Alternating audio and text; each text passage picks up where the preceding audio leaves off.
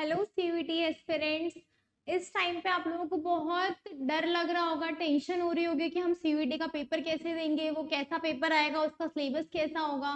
तो इस वीडियो में वो सारी चीजें आपकी क्लियर हो जाएंगी कि हमारा सिलेबस क्या है, हमारा पेपर का पैटर्न क्या है, क्वेश्चन किस तरीके से होंगे, हमें क्या स्ट्रेटेजी अपनानी है, हम किस तरीके से पढ़ सकें, वो सब कुछ मैं आपको बताऊंगी।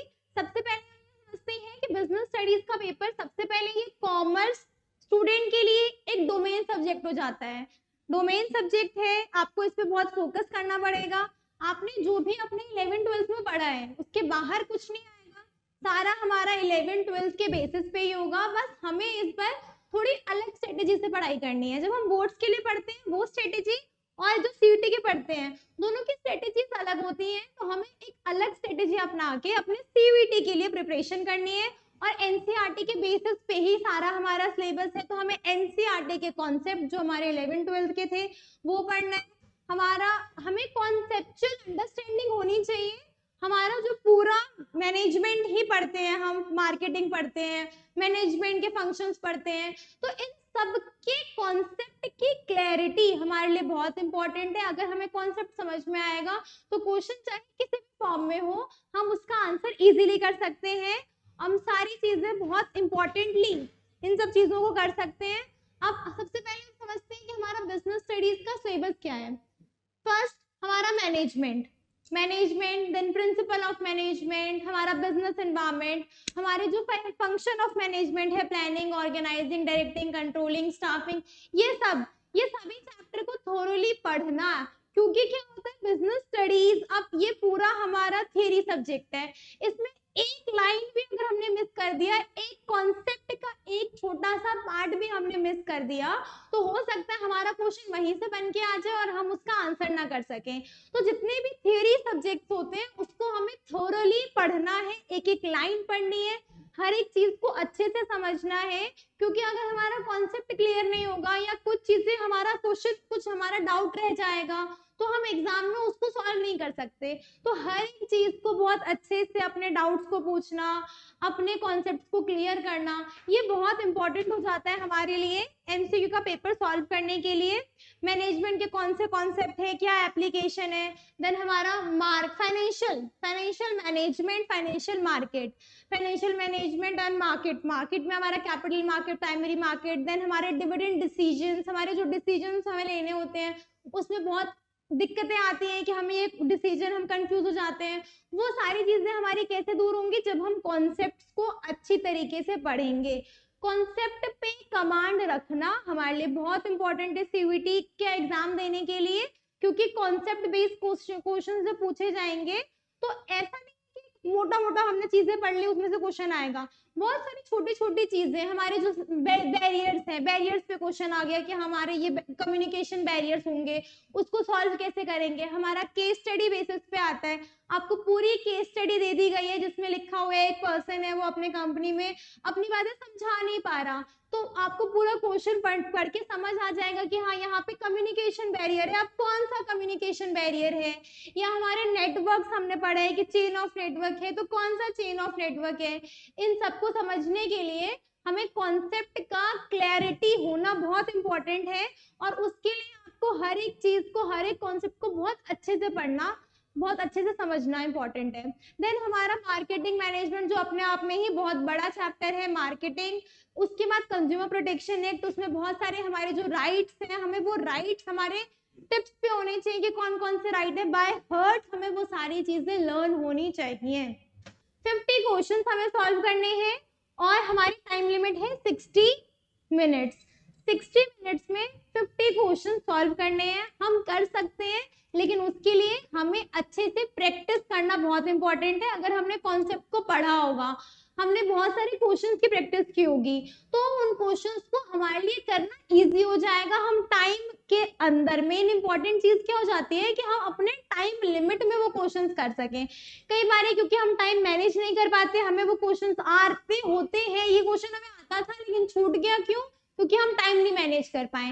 तो जब आप चीजों को मैनेज करना सीखोगे, अपने टाइम को मैनेज करना सीखोगे कि आपको इस टाइम लिमिट में इतने क्वेश्चंस करने हैं, तब आप सीयूटी का पेपर इजीली दे सकते हो। एंड मोस्ट इंपॉर्टेंट, हमारे सीयूईटी के पेपर में नेगेटिव मार्किंग भी होती है। अगर आपने एक क्वेश्चन बिल्कुल करेक्ट किया तो आपको +5 मार्क्स मिलते हैं, बट वही इनकरेक्ट क्वेश्चन में आपका नेगेटिव -1 हो जाता है, जो कि बहुत इंपॉर्टेंट है उन बच्चों के लिए जो बोलते हैं हम तुक्के में आंसर लिख के आ जाते हैं। आपका यहाँ तुक्का नहीं चलेगा। आप अगर श्योर हो तभी आप टिक करो, अगर अनश्योर हो तो आप उस टाइम के लिए छोड़ सकते हो, आगे बढ़ जाओ, नेक्स्ट क्वेश्चन करो। आपके पास इतना टाइम नहीं है, आप एक क्वेश्चन पे 10 मिनट लगा लो। अगर आप कोई क्वेश्चन सॉल्व कर रहे हो, उसमें आपको डाउट आ रहा है, आप उस क्वेश्चन को स्किप करके नेक्स्ट क्वेश्चन करो। बाद में जब आपको टाइम मिलेगा वापस उन क्वेश्चंस पे आके उनको आंसर कर सकते हो। लेकिन ना ही आपको तुक्का लगाना है, ना ही आपको एक क्वेश्चन पे 10-10 मिनट देने हैं। इतना टाइम आपके पास नहीं होगा। क्वेश्चंस को क्विकली करोगे और क्वेश्चंस क्विकली हो जाए उसके लिए आपको पढ़ना बहुत इंपॉर्टेंट है, बहुत अच्छे से पढ़ना इंपॉर्टेंट है, कॉन्सेप्ट की क्लैरिटी इंपॉर्टेंट है। अब क्वेश्चंस कैसे पूछे जाते हैं? सबसे पहला क्वेश्चन, सबसे इंपॉर्टेंट हमारा कॉन्सेप्ट बेस्ड एमसीक्यूज ही होंगे। हमको कॉन्सेप्ट की क्लैरिटी होनी चाहिए। अगर हम कॉन्सेप्ट हमें पता होंगे तो हम आसान तरीके से अपने क्वेश्चंस को कर सकते हैं। Then case study based question, case study business studies में हमें पता है केस स्टडी बेस्ड क्वेश्चंस ही आते हैं। हम अपने बोर्ड्स के लिए भी प्रिपेयर करते हैं तो केस स्टडी बेस्ड होता है। बस बोर्ड्स के लिए क्या होता है, हमें लेंथी आंसर लिखना होता है। अभी हमें क्विकली उस केस स्टडी में पहचानना है कि हमारा आंसर क्या होगा।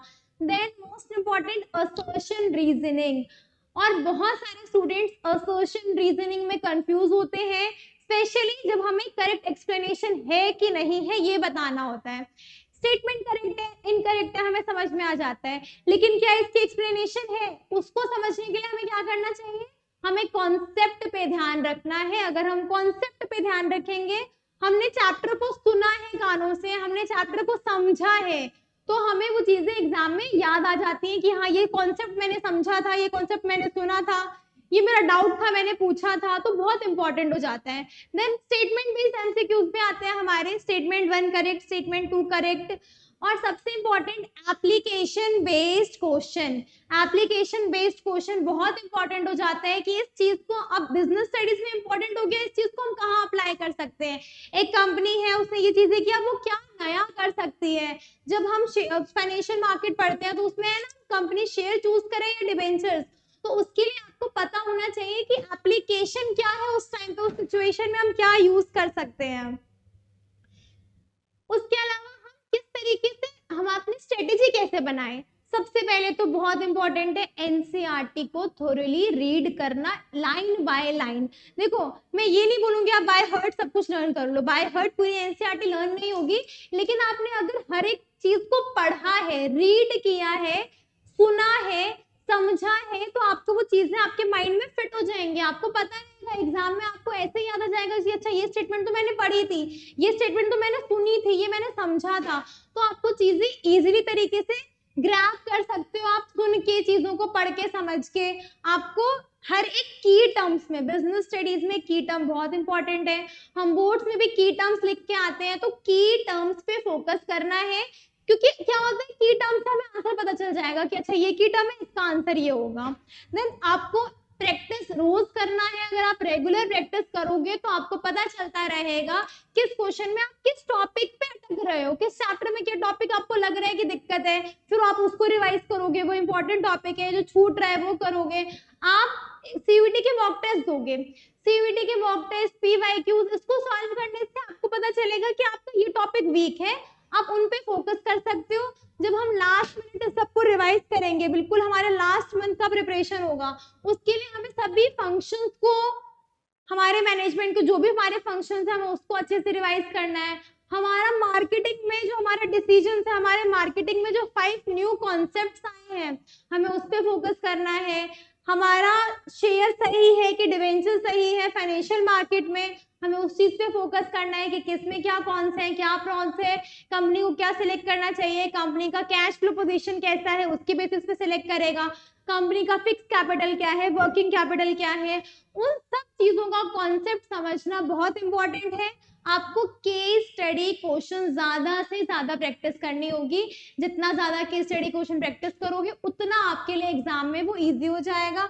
आपको सारे डेफिनेशन, सारे पीवाईक्यूज, सारे क्वेश्चंस पीवाईक्यू सॉल्व करके पता चलता रहेगा कि कहाँ अटक रहे हैं, और सब कुछ टाइम टेस्ट में आपको टाइम के साथ, क्योंकि ऐसा ना हो कि आपको पेपर आता हो, क्वेश्चन आता हो, लेकिन आपका टाइम ही आपको ना मिल पाए, उसके लिए टाइम के साथ इन सब चीजों की प्रैक्टिस करनी चाहिए। अब आपका इम्पोर्टेंट कि आप ये सब चीजें तो समझ में आ गई कि सिलेबस क्या है, लेकिन पढ़ना कैसे है कैसे नहीं है, उसके लिए आप मेरिट जोन एजुकेशन को सिलेक्ट कर सकते हो, चूज कर सकते हो। आप यहाँ पे आओगे, आपको टीचर के साथ इंटरेक्शन करने का मौका मिलेगा, आप हर चीज को सुनोगे, कॉन्सेप्ट आपका क्लियर होगा।